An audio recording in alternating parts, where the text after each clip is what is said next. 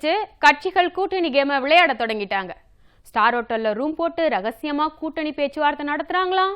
வடக்கு இருந்து வந்த காவை கட்சி மிரட்டி பணிய வகைதான். கூட்டணி முடிவானதும் பங்களாவில் விருந்து கொடுக்கறாங்களாம். பெட்டி பெட்டியா மொய் வைக்கிறாங்களாம். அந்த கூட்டணிக்கு பேரு மக்கள் நலன் கூட்டணியா.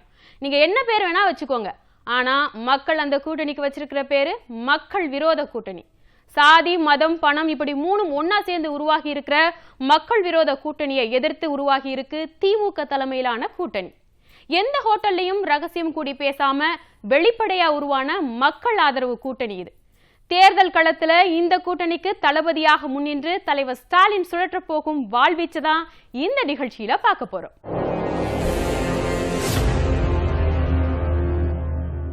பாஜகவோட பினாமி ஆட்சி தான் தமிழ்நாட்டில் நடக்கிறதுங்கிறது வெளிப்படையா தெரிஞ்ச விஷயம். வர தேர்தல்ல இந்த ரெண்டு கட்சியும் நிச்சயம் கள்ள கூட்டணி வைக்க போறது வெளிப்படையா எல்லாருக்கும் தெரிஞ்ச விஷயம் தான். ஆனா இந்த கூட்டணியில வாண்டடா வந்து ஏறின பாமகவோட முகத்துல தான் கிழிஞ்சு தொங்கிருச்சு. இனி எந்த திராவிட கட்சிகளோடையும் கூட்டணி இல்லைன்னு சபதம் போட்டவர் மருத்துவர் ராமதாஸ் ஐயா. சபதம் மட்டும் இல்லைங்க, அதிமுகவோட ஊழல்களையும் அராஜகங்களையும் கண்டிச்சு கழகத்தின் கதை அப்படிங்கிற புத்தகத்தையே எழுதியிருக்கிறாரு. வார்டு கவுன்சிலராக கூட தகுதி இல்லாதவர் முதலமைச்சர்னும் ஒரு மண்ணும் தெரியாத துணை முதலமைச்சர்னும் கடுமையா விமர்சித்தார் சின்ன மருத்துவர் அன்புமணி ராமதாஸ். இப்படியெல்லாம் பேசிட்டு இன்னைக்கு அதிமுகவோட கூட்டணி வச்சுக்கிட்டு அவங்கள தலையில ஏற்றி வச்சுட்டு கொண்டாடிட்டு இருக்காங்க. அது சரி, மக்களை பத்தி கவலைப்பட்டிருந்தா ராமதாஸ் அதிமுகவோடையும் பாஜகவோடையும் கூட்டணி வச்சிருப்பாரா?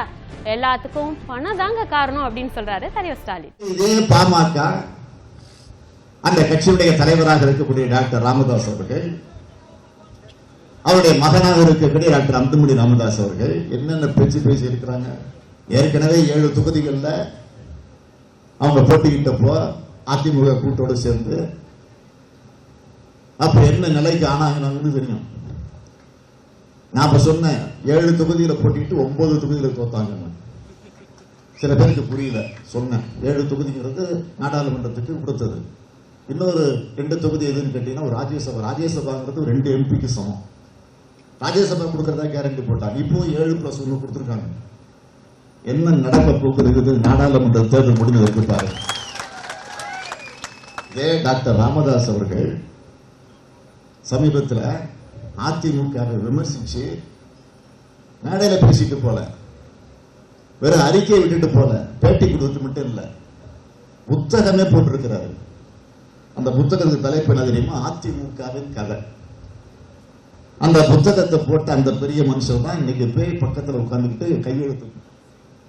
ஆக அந்த நிலையில இன்றைக்கு நீங்கள் ஒரு கூட்டணி அமைச்சிருக்கிறீங்கன்னா இதே ராமதாஸ் அவர்களை கண்டிச்சு, எடப்பாடியை கண்டிச்சு, மற்ற முதலமைச்சர் ஜெயலலிதாவை பற்றியும் அதில் எழுதியிருக்கிறாரு டாக்டர் ராமதாஸ் அவர்கள். அதிமுகவின் கதைன்னு தலைப்பு போட்டு அந்த புத்தகத்துல என்ன ஊழல் பண்ணிருக்கிறாங்க, என்ன கொள்ளடிச்சிருக்கிறாங்க, ஒத்தொத்தருடைய சொத்துக்கள் என்ன, இப்ப எந்த நிலையில இருக்கிறாங்க, ஜெயலலிதாவிலிருந்து எடப்பாடியிலிருந்து ஓபிஎஸ்லிருந்து இருக்கக்கூடிய எல்லா அமைச்சர்களை பற்றியும் அதிமுக மண்டமானங்களை பத்தி எல்லாம் ஒரு புத்தகமே எழுதி வெளியிட்டவர் ராமதாஸ் அவர்கள், டாக்டர் ராமதாஸ் அவர்கள். இன்னைக்கு பேர் கூட்டு சேர்ந்திருக்காருன்னா என்ன காரணம்? மக்களை பத்தி கவலைப்படல, நாட்டை பத்தி கவலைப்படல, எதை பத்தியும் கவலைப்படல, இதை பத்தி தான் கவலைப்பட்டிருக்காங்க. ஆற்று மணல் ஊழல், தாது மணல் ஊழல், முட்டை கொள்முதல் ஊழல், நெடுஞ்சாலைத்துறை ஊழல்னு இப்படி 72 லட்சம் கோடிக்கு மேல ஊழல் செஞ்சதா ஆதாரத்தோட அதிமுக அரசு குற்றம் சாட்டிய ராமதாஸ் தான் இப்ப அவங்கள கூப்பிட்டு தைலாபுரத்துல தடபுடலா விருந்து வச்சிருக்கிறாராம். அந்த விருந்துக்கு முதலமைச்சரும் துணை முதலமைச்சரும் பெட்டி பெட்டியா மொய் வச்சதாகவும் சொல்றாங்க. நேற்று வர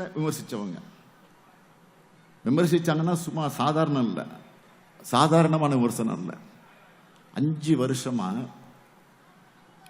இதே பிஜேபிய, இதே அதிமுக ஆட்சிய இப்படி யாரும் திட்டி தீர்த்திருக்க மாட்டாங்க. அப்படி திட்டி தீர்த்தவங்க இப்போது அவர்கள் புனிதர்கள் ஆகிட்டாங்க. ஆக அவர்கள் புனிதர்களாக மாறினாங்களா, இல்ல இவரு போய் சாக்கடையில் விழுந்திருக்கிறாரா? இதுதான் இன்றைக்கு இருக்கக்கூடிய கேள்வி. வேற ஒண்ணும் வேணாங்க. இந்த ஆட்சியை பத்தி நான் கூட சொல்ல விரும்பல. இப்ப நடந்துட்டு இருக்கக்கூடிய ஆட்சியை பத்தி நான் கூட சொல்ல விரும்பல. நேற்று போய் கூட்டணியில போய் சேர்ந்து கையொப்பமிட்டு தைலாபுரத்தில் கூட பெரிய விருந்து கூட வச்சிருக்கிறார்.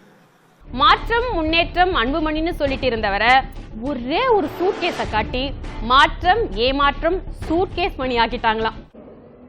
சட்டமன்ற தேர்தல் நடந்தபோது அந்த கட்சி என்ன சொன்னது என்று சொன்னால், ஒரு கொள்கை ரீதியாக 3 முழக்கத்தை வச்சாங்க.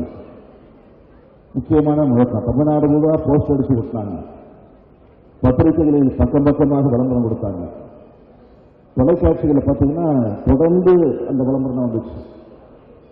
என்ன விளம்பரம்னா, இது வெளிநாட்டில் ஒரு தலைவர் போட்ட அந்த விளம்பரத்தை காப்பி அடிச்சு அந்த விளம்பரத்தை போட்டாங்க. மாற்றம் முன்னேற்றம் அன்புமணி அப்படின்னு 3 வாசகம் போட்டாங்க.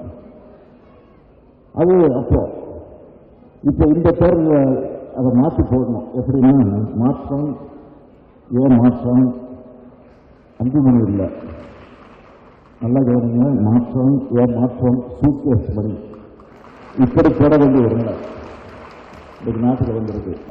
ஆக மொத்தம் அதிமுகவின் இந்த கூட்டணி இது அதிமுக கூட்டணி இல்ல, பாஜக தலைமையிலான கூட்டணின்னு தான் சொல்லணும்னு துணை முதலமைச்சர் OPS அதட்டி வச்சிருக்கிறாரா அமித்ஷா. பாஜகவின் மிரட்டலுக்கு பணிந்திருக்கும் இந்த கொள்கையற்ற கூட்டணிக்கு ஒரே கொள்கை தான், அது பணம்னு தான் சொல்றாரு தலைவர் ஸ்டாலின். சந்தர்ப்பவாத கூட்டணியாக, ஒரு தேச விரோத கூட்டணியாக, இன்னும் சொல்ல வேண்டும் என்று சொன்னால் மக்கள் விரோத கூட்டணியாக, மக்கள் நல கூட்டணி அல்லது பணநல கூட்டணி என்று நான் அப்பொழுதே தெளிவாக வெற்றி சொல்லியிருக்கிறேன். ஊழல் மொய்த்த மாநில அரசை நீக்குதல், மதவாதத்தை பரப்ப நினைக்கும் மத்திய மோடி அரசை அகற்றுதல், நிலையான நல்லாட்சி அமைத்தல் போன்ற மக்கள் நலன் சார்ந்த கொள்கைகளை கெட்டியாக பிடித்தபடி உருவாகி இருக்கு திமுக தலைமையிலான வெற்றி கூட்டணி. இந்த கூட்டணியில காங்கிரஸ் கட்சிக்கு 10 தொகுதிகள் ஒதுக்கப்பட்டிருக்கு. இந்திய யூனியன் முஸ்லிம் லீக் கட்சிக்கு 1 தொகுதி ஒதுக்கப்பட்டிருக்கு. மார்க்சிஸ்ட் கம்யூனிஸ்ட், இந்திய கம்யூனிஸ்ட், விடுதலை கட்சிகள், மதிமுக போன்ற கட்சிகளும் தொகுதி பங்கீடு பற்றி பேச்சுவார்த்தை நடத்தியிருக்காங்க. 2019 நடைபெறவிருக்கக்கூடிய நாடாளுமன்ற பொதுத் தேர்தலில் திராவிட முன்னேற்ற கழகத்தினுடைய தலைவராக இருக்கக்கூடிய நானும், தமிழ்நாடு காங்கிரஸ் கட்சியினுடைய தலைவராக இருக்கக்கூடிய திரு KS அழகிரி அவர்களும் கலந்து பேசுவதில் காங்கிரஸ் கட்சிக்கு தமிழகத்தில் 9 நாடாளுமன்ற தொகுதிகளிலும் புதுச்சேரி நாடாளுமன்ற தொகுதியும் என 10 தொகுதிகளை பங்கிட்டுக் கொள்வதென முடிவு செய்யப்பட்டது. கிட்டத்தட்ட 2 மாதங்களா திமுக ஊராட்சி சபை கூட்டங்கள் நடந்துட்டு வருது. இந்த வாரம் ஆம்பூர், அகரம்சேரி, சோளிங்கர் தொகுதி, கரடிக்குப்பம், பூவிருந்தவல்லி தொகுதி, கொரட்டூர், கிருஷ்ணகிரி மாவட்டம் தொரப்புள்ளி ஆகிய ஊராட்சிகளில் நடந்த கிராம சபை கூட்டங்கள்ல திமுக தலைவர் ஸ்டாலின் பங்கெடுத்து மக்களோட பிரச்சனைகளை கேட்டறிந்தார்.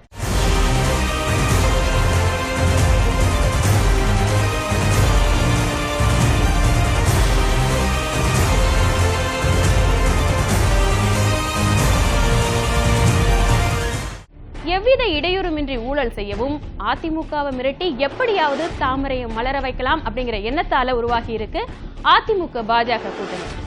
இது போக காலியாக இருக்கிற 21 தொகுதிக்கும் தேர்தல் நடத்தக்கூடாது அப்படிங்கிற எண்ணத்தோட இந்த 2 கட்சிகளும் செயல்பட்டுட்டு வராங்க. நீங்க என்ன வேணாலும் பிளான் போடுங்க, ஆனா எல்லாத்தையும் திமுக தகர்த்தெறியும். யாராலையும் திமுகவை அசைச்சு கூட பார்க்க முடியாதுன்னு அதிரடியா பேசியிருக்கிறாரு தலைவர் ஸ்டாலின். ஏதாவது ஒரு உறுதிமொழி இந்த ஆட்சிக்கு, மத்திய ஆட்சி பிரதமராக இருக்கக்கூடிய மோடி அவர்கள் ஒரு உறுதிமொழி தந்திருப்பதாகவும் ஒரு செய்தி வந்து கொண்டிருக்கிறது.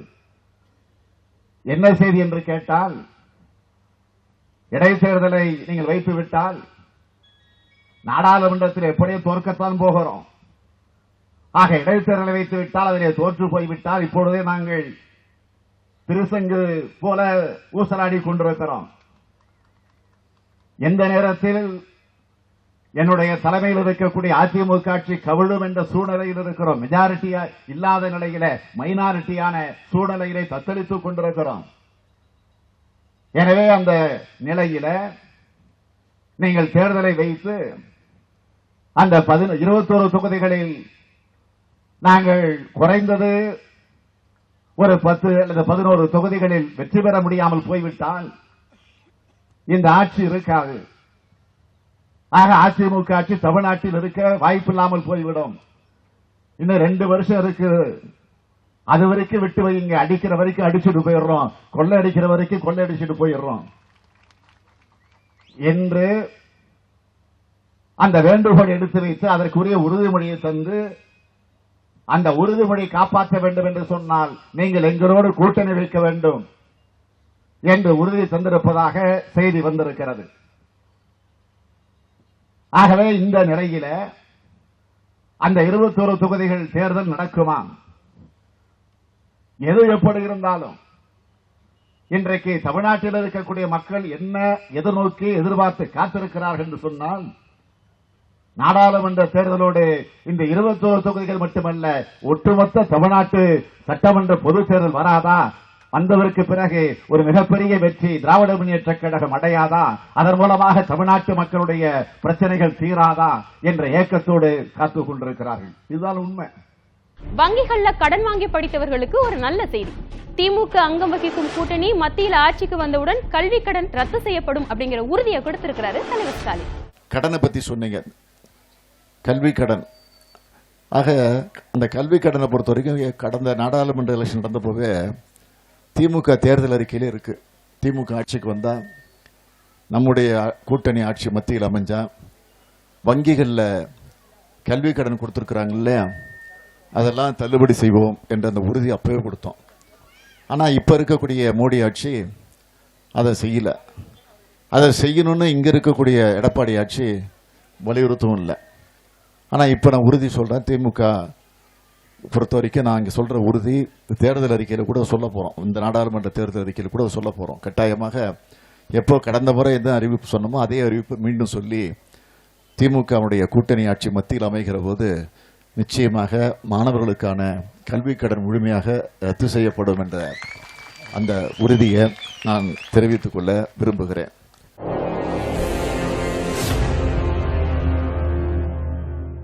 ஊராட்சி சபைகள் மூலமாகவும் தமிழகம் முழுவதும் மக்களை நேரடியாக சந்திப்பதன் மூலமாகவும் மக்கள் போராட்டங்களையும் கோரிக்கைகளையும் காது கொடுத்து கேட்பதாலையும் மக்களின் மனநிலை புரிஞ்சு வச்சிருக்கு திமுக.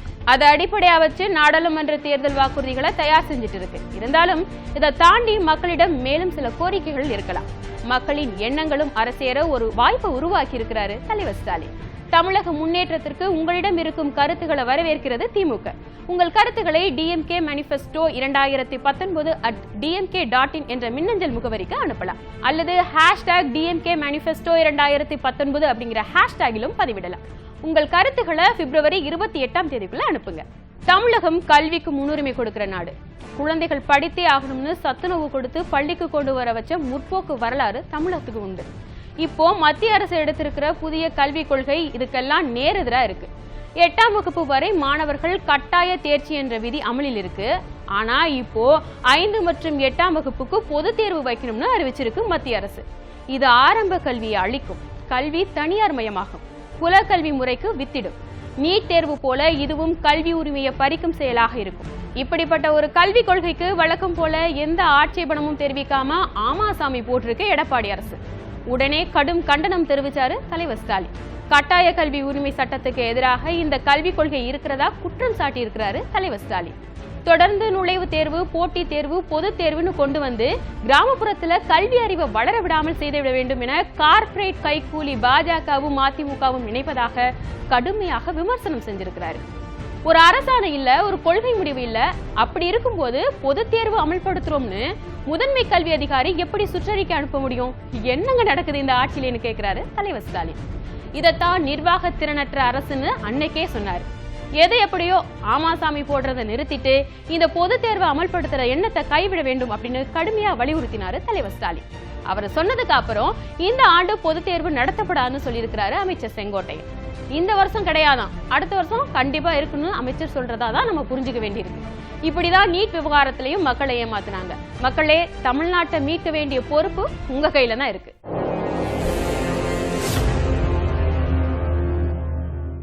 எந்த காரணம் கொண்டும் ஒரு திறமைசாலி அவருக்கான உரிய மரியாதை அடைய முடியாமல் இருக்கக்கூடாது, சரிதானே? அதை மனதில் வைத்து உருவாக்கப்பட்டிருக்கும் அனிதா திறன் பயிற்சி மையத்தை கொளத்தூரில் துவக்கி வைத்தார் தலைவர் ஸ்டாலின். மத்திய அரசு அதிகாரம் அனிதாவின் மருத்துவ சேவை லட்சியத்தை சிதைத்து விட்டது. ஆனாலும் அவருடைய கனவுகளை சிதையவிடக் கூடாது அப்படிங்கிற நோக்கத்துல இந்த பயிற்சி மையத்தை திறந்து வச்சிருக்கிறதா நிகழ்ந்திருக்கிறாரு தலைவர் ஸ்டாலின். தேமுதிக தலைவர் விஜயகாந்த் அமெரிக்காவில் சிகிச்சை பெற்று திரும்பி இருக்கிறாரு. அவருடைய உடல்நலன் குறித்து நேரில் சென்று விசாரிச்சாரு தலைவர் ஸ்டாலின். அப்போது கேப்டன் உடனான தன் நினைவுகளை பகிர்ந்துகிட்டாரு. அதை இப்ப பார்க்கலாம். சிகிச்சைக்காக வெளிநாடு சென்று அந்த சிகிச்சை முடிவுற்று சென்னைக்கு திரும்பி இருக்கிறார். எனவே அவருடைய உடல்நலம் குறித்து விசாரிப்பதற்காக இன்று அவரை நான் சந்தித்தேன். நான் அவரோடு நீண்ட நாட்களாக நண்பராக பழகிக் கொண்டிருக்கக்கூடியவர்கள். அவரை விட வயதில் ஒரு வயது குறைவாக இருந்தாலும் என்னை அவர் மரியாதையோடு அண்ணன் என்றுதான் அன்போடு தொடர்ந்து அழைத்துக் கொண்டிருக்கக்கூடியவர். அதையும் தாண்டி தலைவர் கலைஞர் அவர்கள் மீது அளவு கடந்த பாசமும் அன்பும் ஏன் பக்தியும் கொண்டிருந்தார் என்று சொன்னால் அது மிகையாகாது. அவர் வெளிநாட்டில் இருந்த காரணத்தால் நேரடியாக வந்து அஞ்சலி செலுத்த முடியாத ஒரு சூழ்நிலையில் அதற்கு பிறகு சிகிச்சை முடிந்து இந்தியா வந்ததற்கு பிறகு விமான நிலையத்திலிருந்து நேரடியாக தலைவர் கலைஞருடைய நினைவிடத்திற்கு வந்து அஞ்சலி செலுத்திய அந்த காட்சி, மற்றபடியே அவர் கலைஞரிடத்தில் எந்த அளவுக்கு பக்தி வைத்திருந்தார் என்பது நன்றாக புரிந்து கொள்கிறது. அவர் இன்னும் ஆரோக்கியமாக வாழ்ந்து நாட்டுக்கும் சமுதாயத்திற்கும் பாடுபட வேண்டும், பணியாற்றிட வேண்டும் என்ற என்னுடைய வாழ்த்துக்களை திராவிட முன்னேற்ற கழகத்தின் சார்பில் நான் தெரிவித்துவிட்டு வந்தேன்.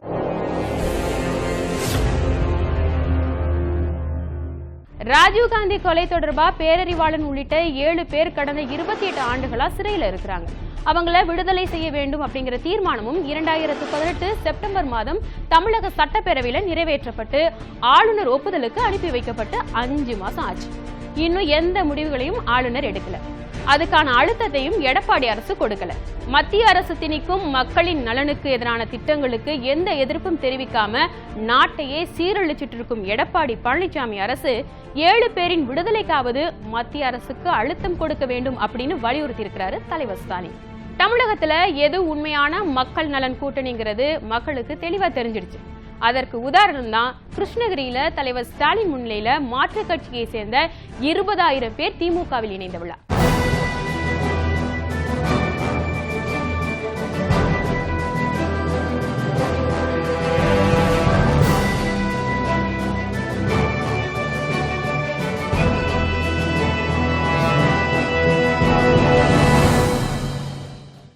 அந்த பிரம்மாண்ட கூட்டத்துல பேசின தலைவர் ஸ்டாலின் பாஜக தலைவர் அமித்ஷாவின் விமர்சனத்துக்கு சரியான பதிலடி தந்தார். மோடிக்கு எதிராக உருவாகி இருக்கும் கூட்டணியில வாரம் 7 நாளில் ஒவ்வொரு நாளும் ஒவ்வொருத்தரா பிரதமரா இருப்பாங்கன்னு அமித்ஷா பேசியிருக்கிறாரு. இதுக்கு தலைவர் ஸ்டாலின் தந்த ரிப்ளை தான் ஹைலைட். யாரு பிரதமர் சொல்ல முடிகிறதா கேட்கிறார். தமிழ்நாட்டை பொறுத்த வரைக்கும் நாங்க சொல்லிட்டோம். தமிழ்நாட்டை பொறுத்த வரைக்கும் நாங்க எதிர்பார்க்கக்கூடிய பிரதமர் காங்கிரஸ் கட்சியினுடைய தலைவராக இருக்கக்கூடிய ராகுல் காந்தி தான். கலைஞர் எப்படி நாடாளுமன்ற தேர்தல் வருகிற நேரங்களில் சொல்லுவாரோ அந்த வழி நின்று நான் சொன்னேன். என்ன தவறு? பிரதமர் யாரென்றே சொல்லலன்னு சொல்லிட்டு இருந்தாங்க நம்ம சொல்லாத நேரத்தில். இப்ப சொல்லிட்டோம். ஏன் சொன்னீங்கன்னு கேட்கிறாங்க. இப்போ ஆக அந்த அமித்ஷா இப்ப என்ன சொல்றாரு? மதுரையில இருந்து பேசுறாரு. நான் இதுக்கு ஏற்கனவே ஒரு பதில் சொன்னேன். இப்போ மீண்டும் அதை சொல்லிட்டு போறேன். ஒருவேளை என் பதில் ஒரு படிக்கலையா என்னன்னு தெரியல. மீண்டும் அந்த கேள்வியை கேட்டுட்டு போயிருக்காரு. யாரு பிரதமர்னு கேட்கிறாரு. கேட்டுட்டு அத்தோட நிறுத்தினா கூட நான் பேசாம இருந்திருப்பேன். சொல்றாரு, பல தலைவர்கள் இருக்கிறாங்க, எல்லாருக்கும் ஷேர் கொடுக்க போறாங்க இருக்கு. யாரு பிரதமர் பொறுப்பை எப்படின்னு கேட்டீங்கன்னா, திங்கக்கிழமை அன்னைக்கு சந்திரபாபு நாயுடு பிரதமர், செவ்வாய்க்கிழமை அன்னைக்கு சரத்பவாரம், புதன்கிழமை அன்னைக்கு மாயாவதி, வியாழக்கிழமை அன்னைக்கு மம்தா பானர்ஜி, வெள்ளிக்கிழமை அன்னைக்கு அகிலேஷ் யாதவ், சனிக்கிழமை அன்னைக்கு நான். என்ன சொல்லியிருக்காரு? என் பேரை சொல்லியிருக்கிறார் ஸ்டாலின். திங்கக்கிழமை ஆரம்பிச்சு சனிக்கிழமை வரைக்கும் சொல்லிட்டு ஞாயிற்றுக்கிழமை கேப் விட்டார். ஞாயிற்றுக்கிழமை லீவா, பிரதமர் கிடையாதான். அவரே சொல்றாரு. நான் கேட்கிறேன், நாங்களாவது ஒரு நாள் பிரதமராக இருந்து ஒரு நாள் தான் லீவு. நீ 5 வருஷமா பிரதமர் வேக்கண்டா தானே இருக்கு, வெளிநாட்டில் தானே இருக்கிறாரு. பிரதமர் இங்கேயா இருக்கிறாரு, இந்தியாவில் இருக்கிறாரு. ஆக ஆல் டேஸ் ஹாலிடே மோடி. இதுதான் பதில். இதற்கு மோடி, இதற்கு அமித்ஷா என்ன பதில் சொல்ல போறாருன்னு பார்ப்போம். திராவிட கட்சியோட அடிப்படை கொள்கை சமூக நீதி.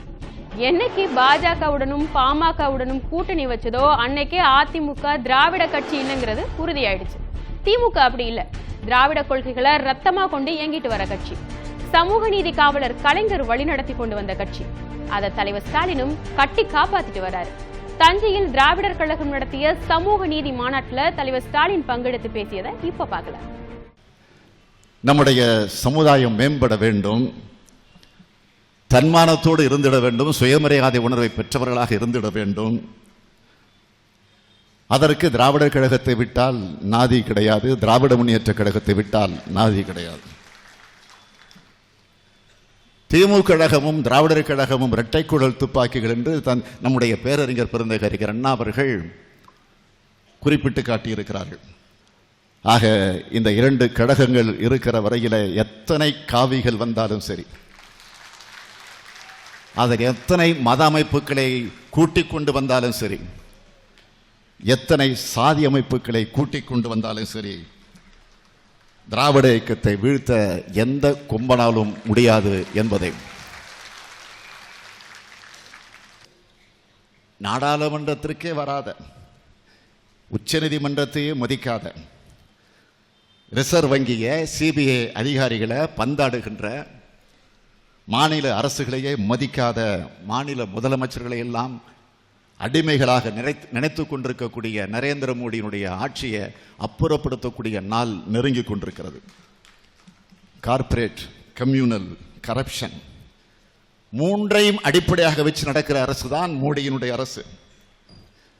ஆகிய இந்த மூன்றும் ஒரே நேரத்தில் குவிய வேண்டும் என்று மோடி நினைத்துக் கொண்டிருக்கிறார்.